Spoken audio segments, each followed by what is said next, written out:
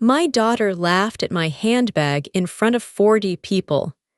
It was her wedding reception, and she leaned over to her new mother-in-law and said, loud enough for the table to hear, that she had no idea why her mother still carried something that looked like it came from a garage sale. People smiled politely. Someone changed the subject. I sat there with my hands in my lap and said nothing. That bag was older than her marriage would turn out to be. And what was inside it was going to end up in a courtroom 14 months later where nobody was laughing. Before this story goes anywhere, I want you to think about something. Not about Willow, about the things you carry quietly, the sacrifices that never get acknowledged, the documents you keep just in case, the receipts for love that no one ever asks to see. Because this story is really about what happens when someone mistakes your gentleness for emptiness and your patience for having nothing left. Tell me in the comments, have you ever been underestimated by someone you gave everything to? Because what Willow had in that bag was the answer to every time someone told her she had nothing of value. And it was devastating. My name is Willow. I am 61 years old and I have carried the same handbag for 11 years. It is a dark brown leather bag with brass hardware and a strap that I had repaired twice because I liked the weight of it and the way it sat on my shoulder, and the fact that every compartment was exactly where I expected it to be. It is not a designer bag. It was not expensive when I bought it. It was practical and solid, and it has been with me through more of my life than most people have. My daughter Serena called it an embarrassment. She said this at her own wedding reception with the ease of someone who had said similar things before in smaller rooms and gotten away with it. That evening, I put my hands in my lap and I breathed and I did not react. I had learned that lesson a long time ago. Not reacting in public is not the same as not feeling. And not feeling is not the same as not remembering. I want to tell you who Willow was before I tell you what happened to her.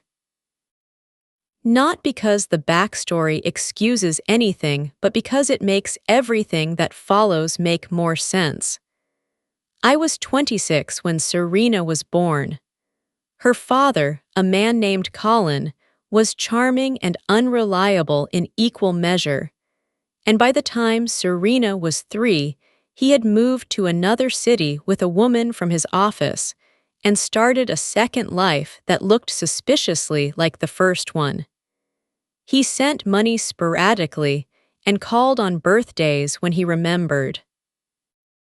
Serena adored him anyway, the way children adore parents who are rarely present because the scarcity makes them seem precious. I understood that dynamic. I did not resent it.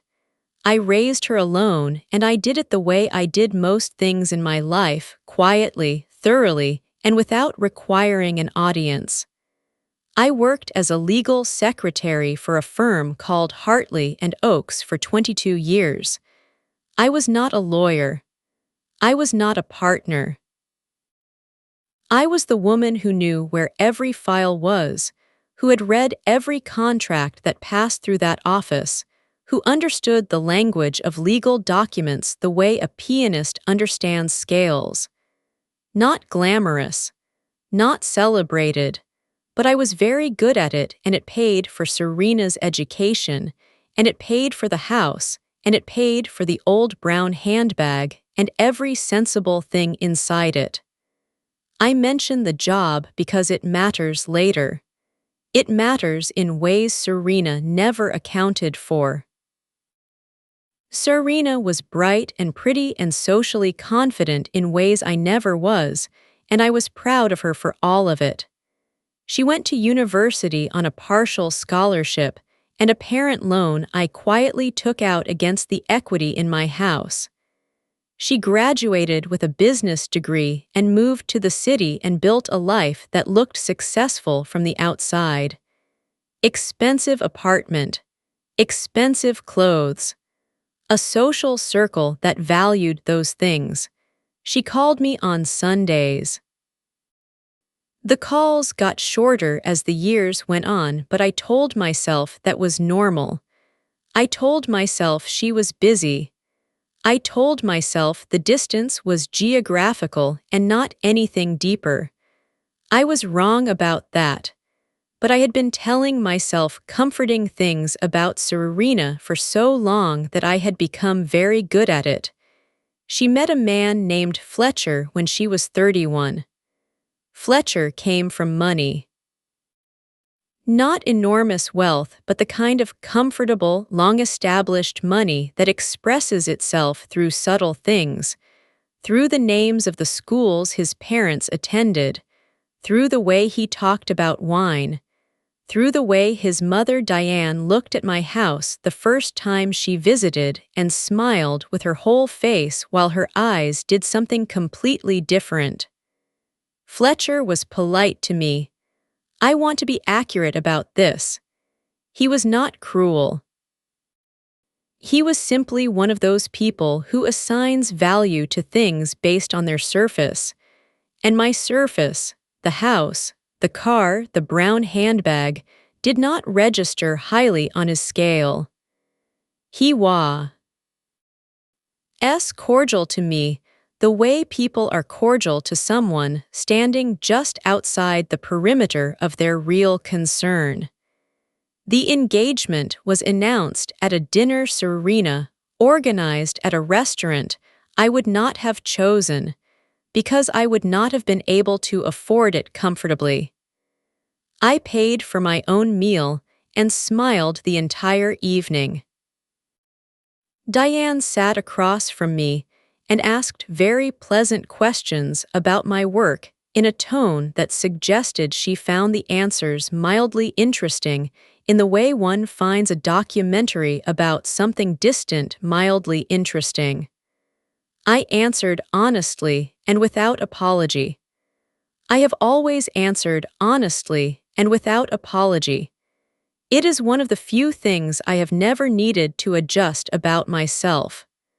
The wedding planning took 18 months. Serena called me more during those 18 months than she had in the previous 3 years combined, which told me something about the nature of the calls. She needed things, a contribution to the venue deposit, my opinion on centerpieces, which she then ignored, a list of people from my side, which she then quietly trimmed. I provided all of it. I also provided a check for $12,000 drawn from savings I had been building for 20 years, which Serena received with a warm hug and a thank you, and which she did not mention again. Not once. Not to her fiancé. Not to his family. Not in the context of who had contributed what to the celebration. $12,000, and it vanished into the planning like water into sand. The week before the wedding, Serena called and told me she had a request about what I would wear. She said Fletcher's family tended toward a certain aesthetic and she wanted everyone to feel cohesive. She said this carefully, which meant she had practiced it. I asked her what she meant. She said she hoped I would not wear anything too casual. I said I was planning to wear the navy dress I had bought specifically for the occasion. She said that sounded lovely and then said she also hoped I would consider a different bag. I said I would think about it. I thought about it. I decided to bring the brown handbag. Not out of stubbornness. Out of a very quiet and very calm decision that I was not going to begin apologizing for myself at my own daughter's wedding. The wedding itself was beautiful. Serena looked genuinely radiant. Fletcher looked proud. The ceremony was in a garden and the light was perfect, and I sat in the front row and cried in the way that mothers cry at weddings, not just for the happiness of it, but for the weight of everything that led to that moment. Every late night, every school form, every meal, every check, every Sunday call that ended before I was ready. I cried for all of it, and I was not ashamed of that. The reception was where the handbag comment happened. We were seated at the family table, myself and Serena's aunt from Colin's side, who I had always liked, and Fletcher's parents and his sister and her husband. Diane made a point of commenting warmly on Serena's dress, her flowers, the venue. She was performing her approval loudly enough for the room. At some point, Serena leaned over and I caught the moment she noticed my bag hanging on the back of my chair. She said something to Diane in a low voice, and Diane glanced over and there was a small shared smile. Then Serena, perhaps feeling more emboldened by champagne or by the version of herself she was performing that day, said it clearly enough for the table. She said she loved her mother but had no idea why she still carried that thing. She said it looked like it came from a garage sale. She smiled when she said it, like it was affectionate, like it was just a little joke about her charmingly unfashionable mother. Fletcher's sister laughed. Diane smiled graciously. Serena's aunt went very still next to me. I looked at my daughter and I said nothing. I picked up my glass of water and I drank and I put it down and I turned to the aunt and asked her how her garden was coming along this year. We talked about tomatoes for 5 minutes. The table moved on. Serena did not look at me again for the rest of that course. I do not think she felt guilty. I think she felt that it had landed well and that I had absorbed it the way I always absorbed things, quietly, without complaint, without consequence. She was wrong about the last part, but she would not find out for a while. I drove home from the wedding alone at 11 that evening. I sat in my car in the driveway for a while before going inside. The house was quiet. I made chamomile tea and sat at my kitchen table with the brown handbag in front of me, and I opened it and looked at what was inside. There was my wallet, my phone, a small notebook I carry everywhere, a packet of tissues, my reading glasses in their case, and tucked into the inner zip pocket, as it had been for 3 years, a folded document that I had put there the day my lawyer gave it to me and had never removed. I looked at that document for a long time. Then, I put the bag back on the hook by the door, finished my tea, and went to bed. I did not cry that night. I had already done that at the ceremony for the right reasons. I was not going to do it again for the wrong ones. Let me tell you about what was in the inner zip pocket. 3 years before the wedding, I had made a decision that seemed unremarkable at the time. My mother had passed away and left me a small inheritance. Not dramatic money, but real money, carefully saved by a woman who had worked hard her whole life and wanted to leave something solid behind. The inheritance was $84,000. I did not tell Serena the full amount. I told her my mother had left me some savings. I then did something that my years at Hartley and Oaks had taught me to do. I put that money into a properly structured trust, with conditions, with documentation, with a clear legal record of its origin and my intent for its use. I also, in that same period, updated my own will in ways that were precise and intentional. The document in the zip pocket was a summary letter from my lawyer confirming the trust structure and its terms. I kept it in the bag because the bag was always with me, and because a woman who has worked in legal offices for 22 years knows that the safest place for an important document is in your own hands. Now I need to tell you about Colin. Because Colin, who had been absent and unreliable for 30 years, suddenly became very present the year before the wedding. He had retired. His second family had fractured in the way his first one had. He was in his mid-60s and feeling the particular loneliness of a man who has coasted on charm for decades and arrived at the far end of it with fewer people than he expected. He began calling Serena more frequently. He attended the engagement party, which I did not. He and Serena had dinner with Fletcher's family, building connections I was not part of. I did not resent this either. Serena had a right to her relationship with her father. I had simply noticed that the more present Colin became, the more the architecture of the family story seemed to shift. And in that shift, certain things about the past got quietly rewritten.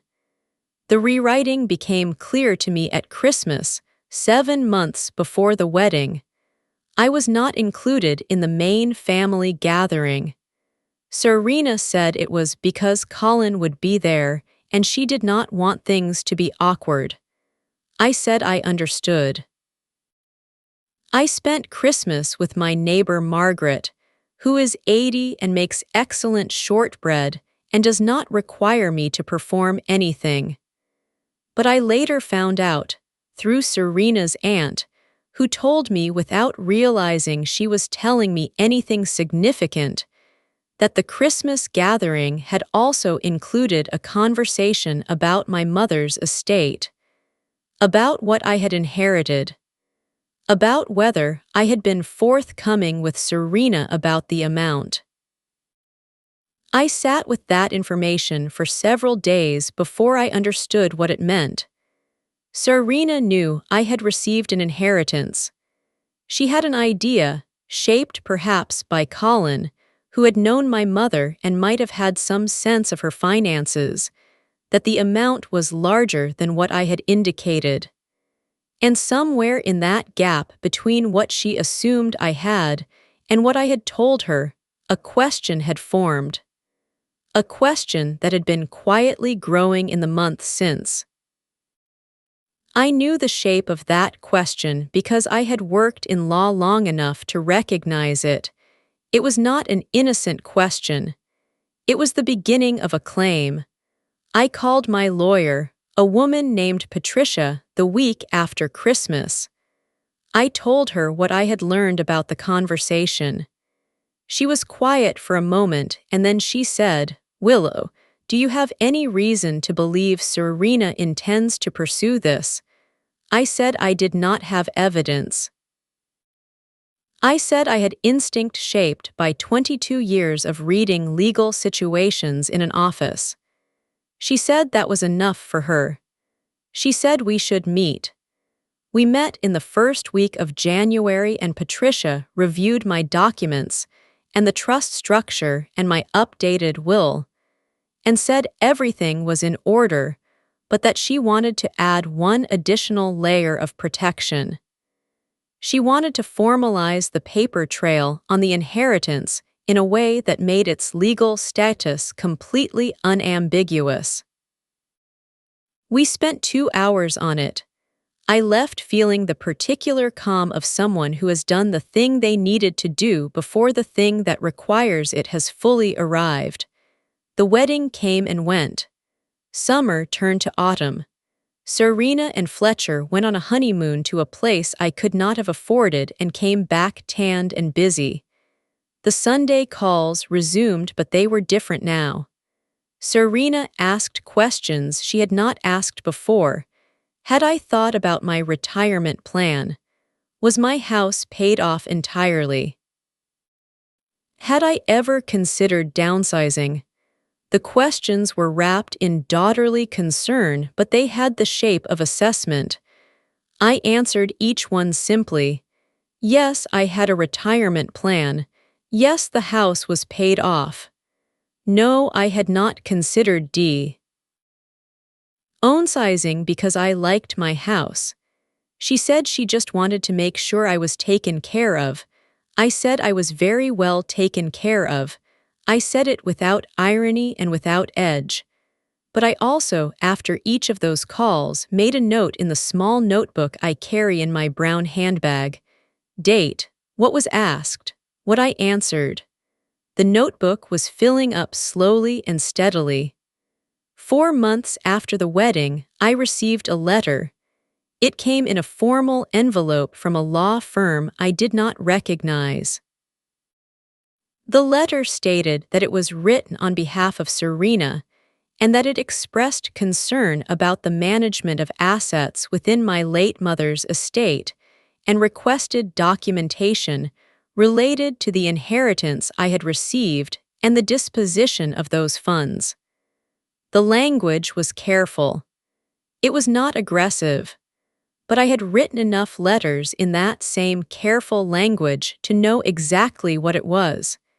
It was a formal opening, the first move on a board that had been set up while I was not watching. I called Patricia that same afternoon. She said she had half expected this. She said the letter was a fishing expedition designed to see whether I would respond with panic, with compliance, or with documentation. She said we would respond with documentation and that our response would be so thorough and so precise that it would answer every possible follow-up question before it could be asked. She said, "Willow, I want you to bring me everything. The inheritance paperwork, the trust documents, the will. The notebook you mentioned, every note from every phone call." I brought it all in a folder inside the brown handbag and I laid it on Patricia's desk piece by piece. She looked at the notebook last and read through several pages without speaking. Then she said, "You have been preparing for this for longer than you realized." I said yes. I supposed I had.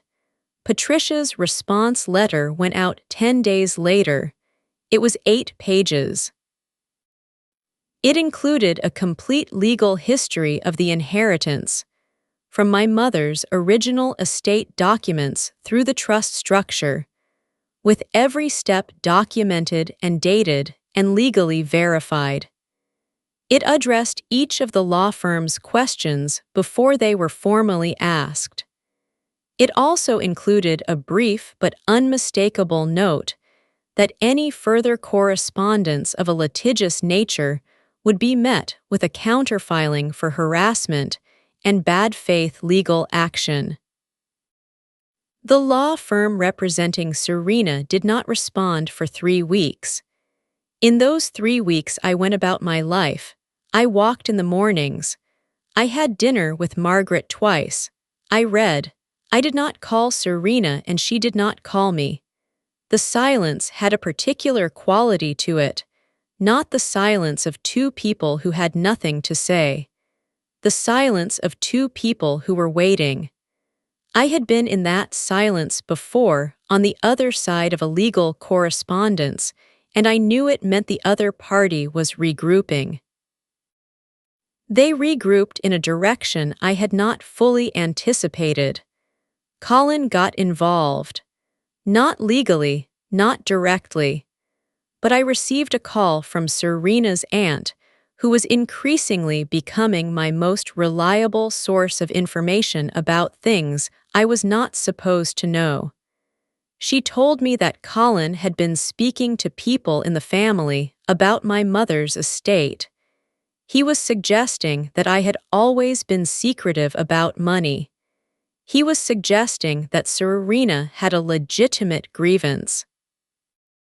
He was framing the whole thing as a mother who had received a windfall and had not been generous with her only child. He was not saying this in legal language. He was saying it at family dinners and in phone calls. He was building a soft case in the court of family opinion while the lawyers worked the harder one.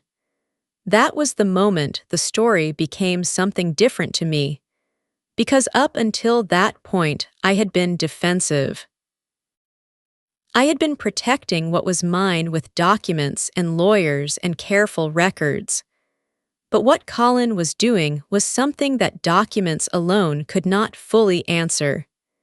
He was rewriting who I was. He was turning Willow, the woman who had raised Serena alone and paid for her education and contributed $12,000 to her wedding without a word of acknowledgement, into a woman who hoarded and withheld and put herself first. He was doing it in spaces where I was not present to offer the truth.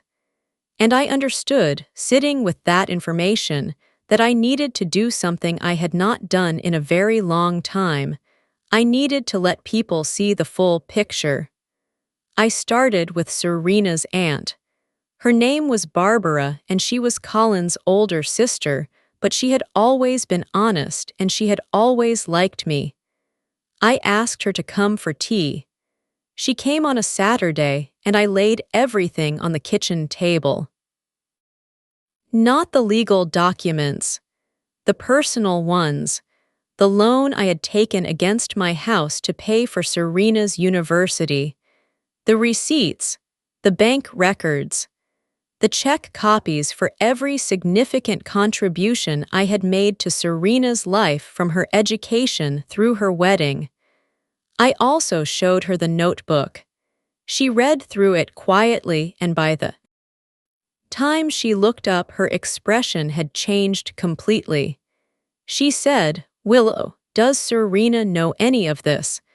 I said I had never felt the need to present it to her as a list because I had not done those things to be repaid. I had done them because she was my daughter. Barbara was quiet for a long time. Then she said, "She needs to see this." I said I was not sure she was ready to see it yet. I said I thought she might need to get to the point where she had no other option before she could actually look at it clearly. Barbara said she understood. She said she would not say anything yet, but she knew, and I needed someone who knew. The legal situation escalated in the 5th month. The law firm sent a second letter. This one was more specific. It alleged that the trust structure I had used for the inheritance had been designed to exclude Serena from assets she might reasonably expect to receive. It used the phrase undue influence in a way that suggested they were testing whether it would stick. Patricia read the letter and said one word. She said, "Good." I asked her why good. She said because they had moved from vague concern to a specific legal claim, which meant they had committed to a direction, which meant we now knew exactly what we were dealing with and exactly how to respond.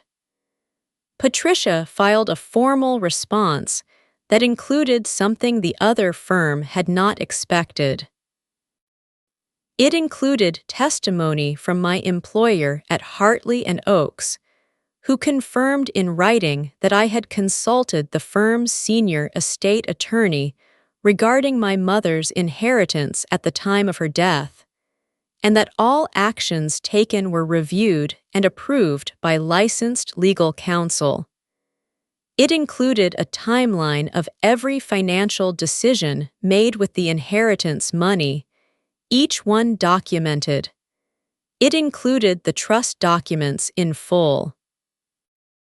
And it included a letter from my doctor confirming that I had been in full cognitive health at the time all documents were signed, which Patricia had asked me to obtain 2 months earlier, and which I had kept in the brown handbag alongside everything else.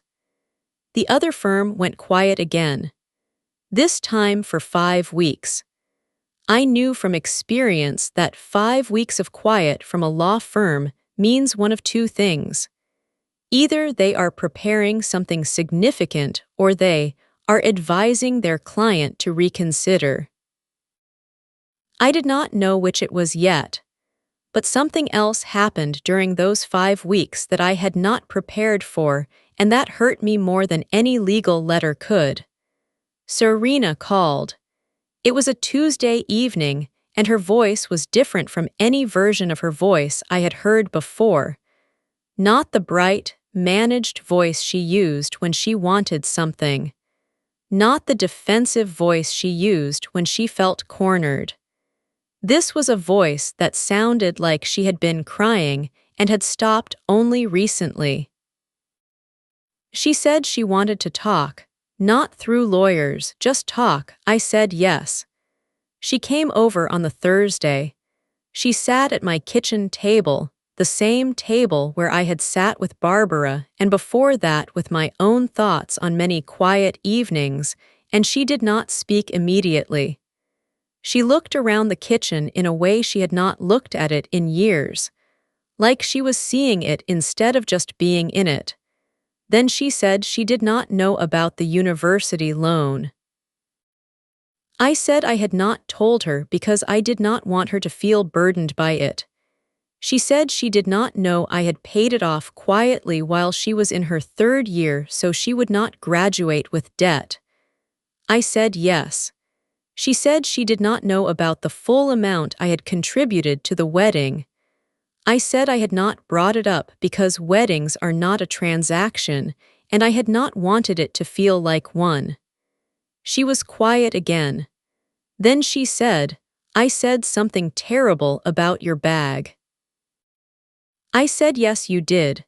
She said she did not know why she had said it. I said I thought she probably did know if she was honest with herself, but that she did not have to answer that tonight.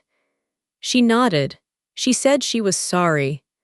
I looked at my daughter across the table, this woman I had built my entire adult life around, and I said, I know, I believe you. And I meant both of those things completely. But I also knew that sorry and understanding were not the same as resolved, because the lawyers were still in motion. Because Colin was still talking.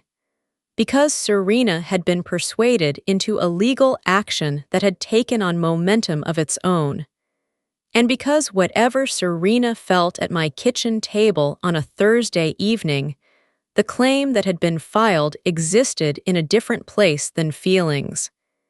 It existed in documents and in filings, and in a legal process that did not stop because two women had a genuine conversation over tea. Patricia had explained this to me clearly. A sincere apology does not withdraw a legal claim. Only a formal withdrawal does. I gave Serena space to get there. I did not push. I did not produce the financial records at the kitchen table that evening. I did not turn her visit into a negotiation. I had tea with her and I talked out ordinary things, and I let her leave with the hug that she needed. But the next day I called Patricia and told her about the visit, and Patricia said, Willow, we should be ready. Because if Serena is having second thoughts, the firm she hired may not be. And Colin certainly will not be. I said I knew. I said I was ready. Patricia said, bring the bag. The court date arrived in the 9th month. It was not a dramatic trial. It was a hearing in front of a civil court judge regarding the legitimacy of the trust structure and whether the allocation of my mother's inheritance had been handled in a manner consistent with family obligations and sound legal practice. The hearing room was small.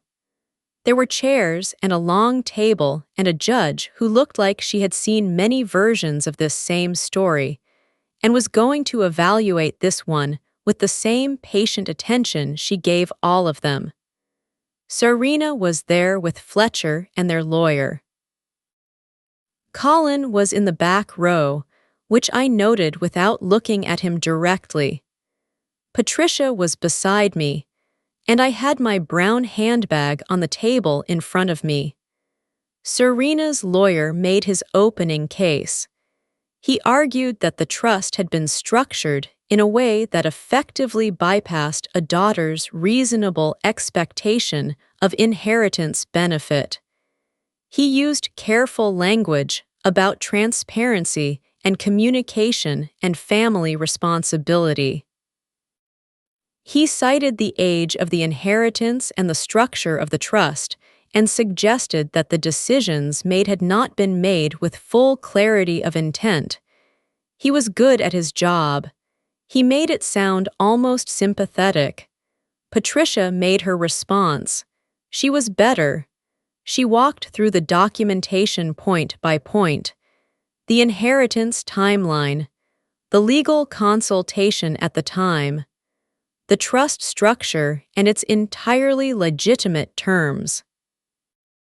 The absence of any legal obligation for a living person to distribute inherited assets to adult children during their own lifetime. She was precise and she was thorough, and when she finished, she said she had one more piece of documentation to submit, and she looked at me. I opened the brown handbag. The clasp made a small sound in the quiet room. I took out the inner zip pocket document, the summary letter from Patricia confirming the trust structure and its terms, which I had carried in that bag for 3 years since the day she gave it to me. I also took out the notebook. Every call, every date, every question Serena had asked, and every answer I had given. Every interaction I had recorded in clean, small handwriting over 14 months. I passed them both to Patricia, and she submitted them to the court. The notebook in particular produced a long silence in the room. The judge reviewed the documents. She asked several questions, directed primarily at Serena's lawyer, about the legal basis for the claim given the evidence of proper legal process at the time of the trust's creation. The lawyer's answers became shorter and less fluent.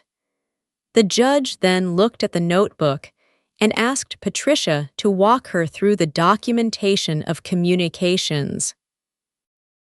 Patricia did calmly, entry by entry, covering 6 months of recorded conversations in which Serena had asked increasingly specific questions about my assets while the legal case was being prepared.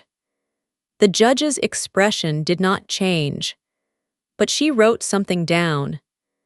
Colin sat in the back row throughout all of this and said nothing because he had no legal standing in the room.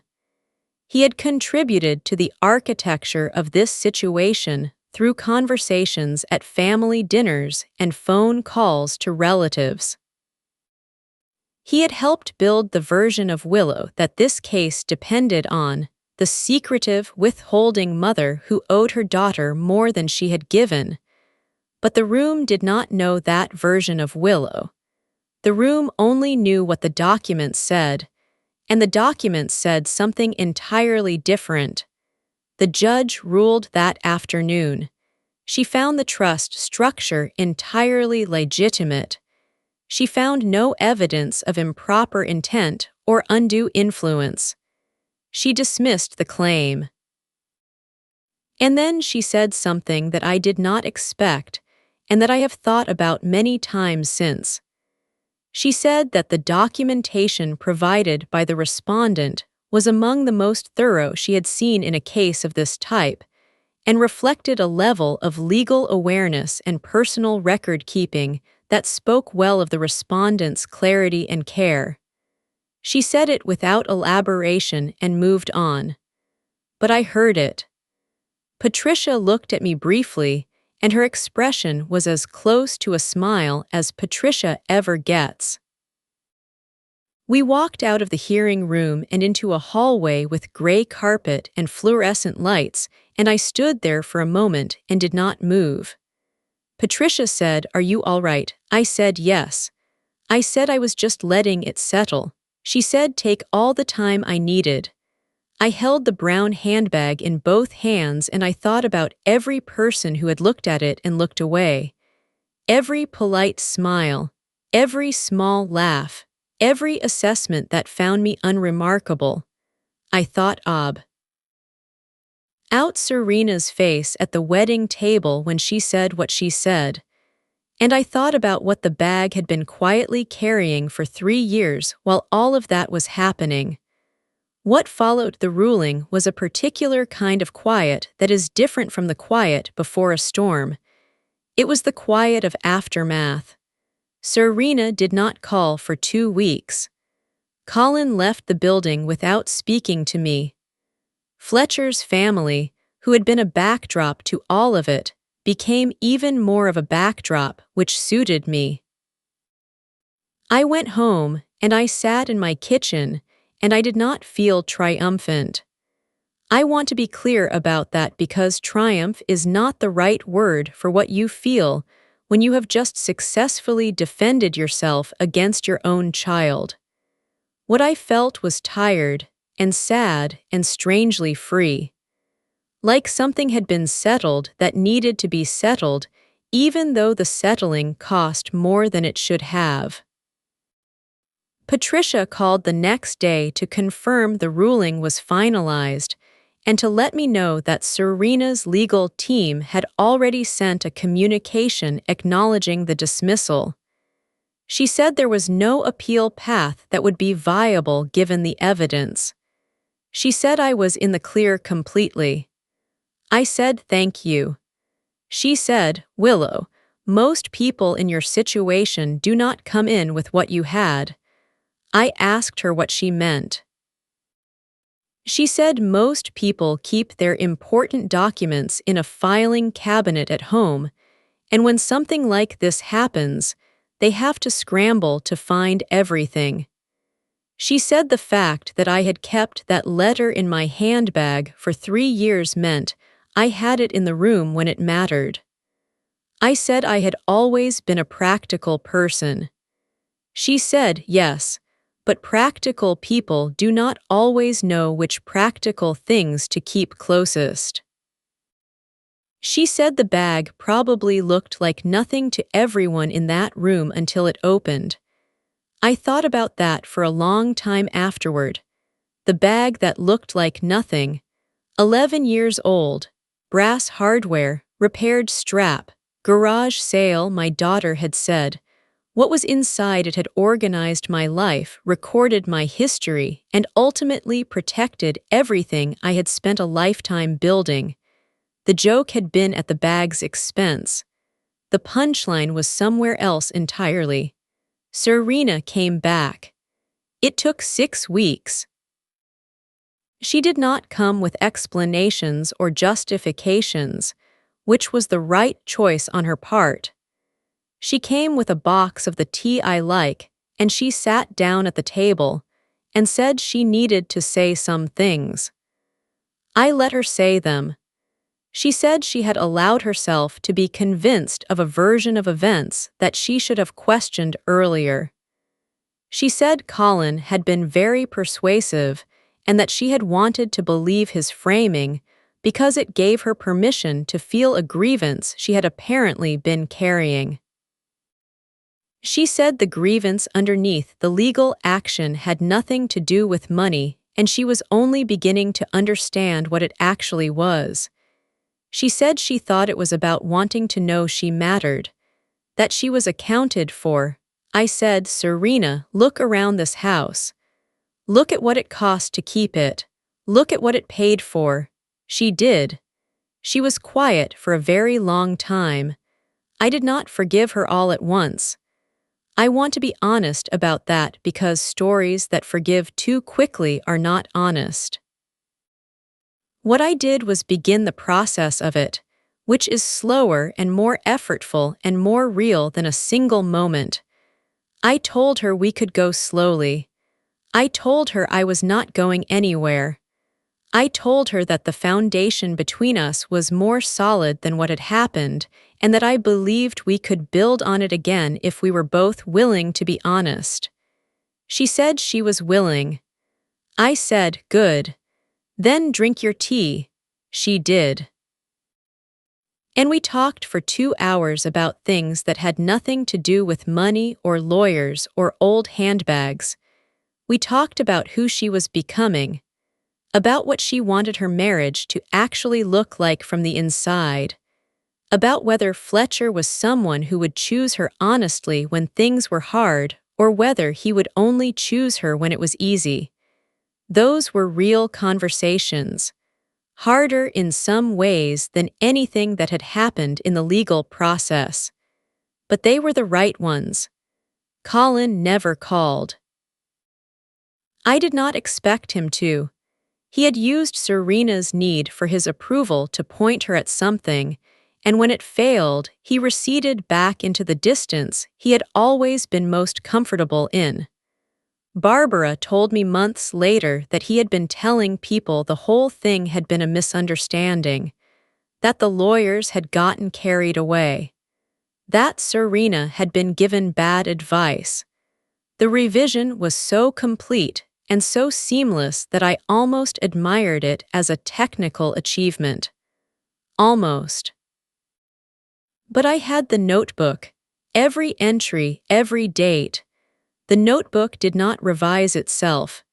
It just sat in the brown handbag and told the same truth it had always told, quietly, without requiring anyone to believe it, just waiting for the moment someone asked.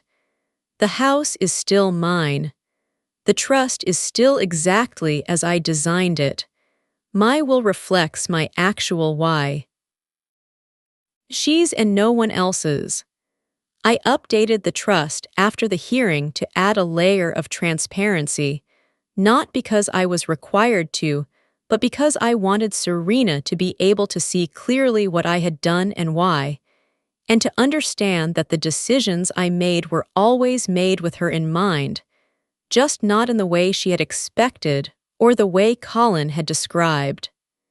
Patricia drew up a summary letter in plain language that explained the trust's purpose and its terms. I gave a copy to Serena. She read it at my kitchen table. She did not speak for a few minutes. Then she said, "You were protecting this for me the whole time." I said yes. She said, "I couldn't see that." I said, "I know, that part hurt me. But here we are." The brown handbag sits on the hook by my front door. It has a new scratch on the left side from when I set it down too quickly at a cafe in the spring. I noticed the scratch and ran my thumb over it and felt something that I can only describe as affection. 11 years of errands and appointments and walks and Sunday mornings. 2 lawyers' offices. 1 courtroom. 1 kitchen table conversation that changed a relationship. 1 zip pocket that held a document nobody thought to take seriously until a judge read it in a hearing room with gray carpet and fluorescent lights. I am 61 years old. I am not an impressive-looking woman if impressive means expensive. My house is modest. My car is sensible. My bag is old. But what I have spent my whole life building is not in those things. It is in the documents and the notebooks and the decisions made quietly and thoroughly without an audience. It is in the trust structure and the lawyer's number in my phone. It is in the knowledge that I have never once done anything to my daughter except love her and fund her future and document my life carefully enough that when the moment came, the truth was right there, in the bag, waiting to be opened. Serena called last Sunday. The call lasted 50 minutes. That is the longest call we have had in 6 years. She told me about a project she is working on and asked my opinion and actually listened to the answer. She is starting therapy, which is her own brave decision and none of my business except that I am quietly glad about it.